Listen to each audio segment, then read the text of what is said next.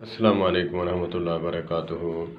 अभी मैंने फ़ेसबुक पे पोस्ट पढ़ी है कि जो लोग कहते हैं कि मुर्दे ज़िंदा हैं, क्या अल्लाह पाक मुर्दों को ज़िंदा करेगा या ज़िंदों को ज़िंदा करेगा। ये जाहिलाना और भूंडा सवाल है कि इस तरह तो 3 ज़िंदगियां हैं, एक माँ के पेट वाली, एक दुनिया वाली, एक आलम बरज़ख वाली। जब पेट में बच्चा जो है ज़िंदा होता है, उसकी कैफियत तुम्हें मालूम नहीं, तो फिर इस आलम बरज़ख वाली जो है, अल्लाह पाक ख़ुद फरमाते हैं वलाकिन ला तशउरून, तुम इदराक नहीं कर सकते कि वो किस तरह कैफियत में ज़िंदा हैं। उसको दुनियावी ज़िंदगी पर क़यास करना जाहिलाना भूंडा सा जो है ये अकल है और जाहिलाना सोच है कि अल्लाह पाक अलीमुम बिज़ाति सुदूर हैं, अल्लाह पाक खालिक व मालिक हैं। वो जब बंदे को माँ के पेट में ज़िंदा रख सकते हैं तो कब्र में क्यों नहीं।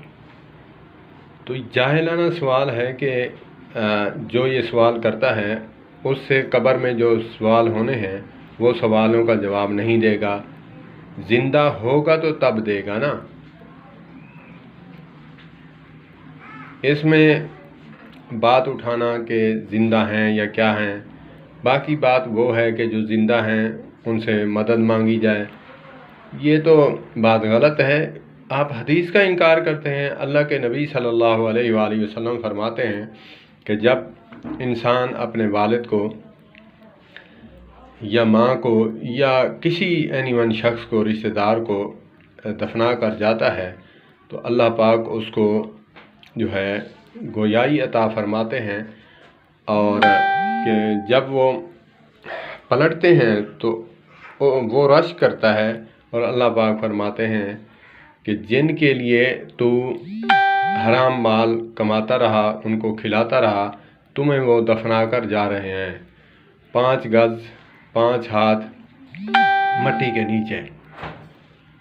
तो फिर इस हदीस का इनकार क्यों। वो हसरत करेगा मुर्दा कि हाय कि मुझे ये छोड़ के जा रहे हैं, हाय मेरी बर्बादी कि मैं इनके लिए क्या कुछ ना करता रहा, आज मुझे छोड़ कर जा रहे हैं। उसमें जूतियों की आहट की आवाज़ सुनाई देगी उसको। तो कौन सुनवाएगा? अल्लाह पाक ही सुनवाएंगे। तू मैं तो नहीं कर सकता। जैसे हमारे बरेलवी भाई कहते हैं आ गए नूर वाले आ गए, दम बदम पढ़ो दुरूद, हज़रत जी हैं यहाँ मौजूद।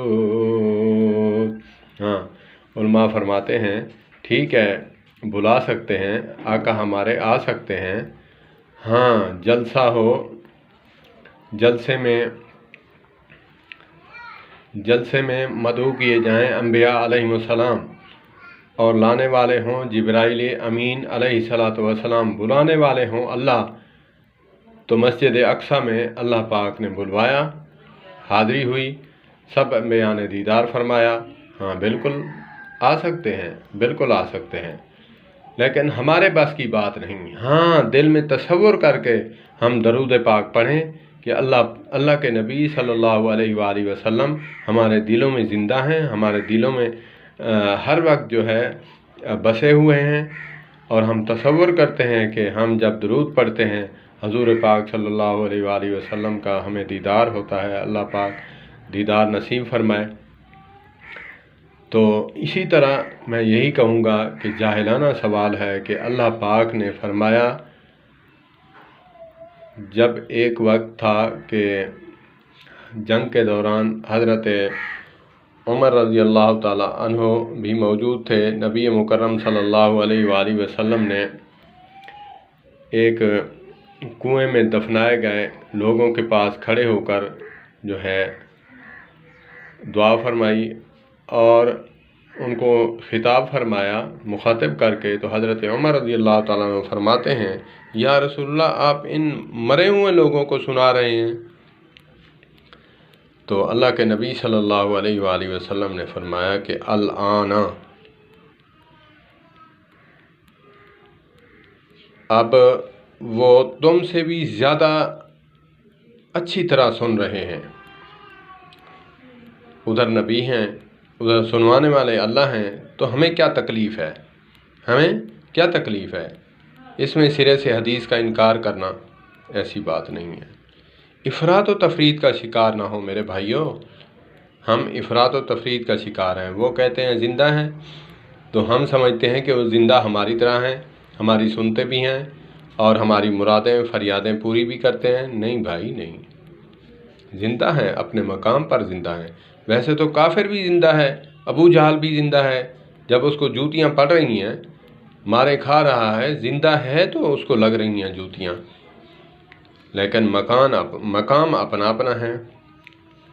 اللہ پاک فرماتے ہیں کہ شہداء زندہ ہیں تو وَلَٰكِن لَا تَشْعُرُونَ، اللہ کا قرآن فرماتا ہے کہ وَلَٰكِن لَا تَشْعُرُونَ، تمہارا وہاں شعور ادراک نہیں پہنچ سکتا۔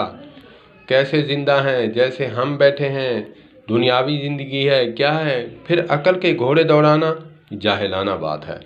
اللہ پاک ہمیں سمجھ عطا فرمائے۔ زندہ تو ہیں لیکن زندہ اس دنیا والی زندگی سے مستثنا ہے، وہ اس کے بارے کچھ نہیں جانتے۔ اللہ پاک سنوا دیں، جیسے اس کو جوتیوں کی آواز سنواتے ہیں مردے کو۔ اللہ پاک ہمیں سمجھ عطا فرمائے۔ یہ علماء کا کام تھا، علماء کو چاہیے تھا کہ یہ عوام الناس میں بحث ہی نہ چھیڑتے۔ جو بات عوام الناس کے عقل سے آری ہے، عقل سے ماورا ہے، عقل سے اوپر چلی جائے، اس بات کو چھیڑنا جو ہے، علماء بڑے فرماتے ہیں یہ علماء کا کام تھا اس کو حل کرنا۔ وہ سمجھتے ہیں ان باتوں کو، عوام الناس میں لا کر افراط تفرید کا شکار ہو گئے۔ اللہ پاک ہمیں سمجھ عطا فرمائے۔ اگر عقل ہو، سر میں دماغ ہو تو پھر بات سمجھ میں آتی ہے۔ اللہ پاک سمجھنے کی توفیق عطا فرمائے۔ اللہ پاک مسلکی تعصب سے بچائے۔ بہت بڑی لعنت ہے تفرقہ بازی اور مسلکی تعصب، اللہ پاک اس سے محفوظ فرمائے۔ سب مسلک کے بھائیوں سے مؤدبانہ گزارش کروں گا، ایسے علماء سے اٹیچ رہیں جو مثبت بیان فرماتے ہیں، عمل کی بات کرتے ہیں۔ ایسے علماء کے ساتھ وابستہ نہ ہوں جو اپنی عاقبت تو خراب کریں گے ہی اور آپ کی عاقبت بھی ساتھ ہی لے ڈوبیں گے۔ اللہ پاک مجھے عمل کرتے توفیق عطا فرمائے۔ والسلام علیکم ورحمۃ اللہ۔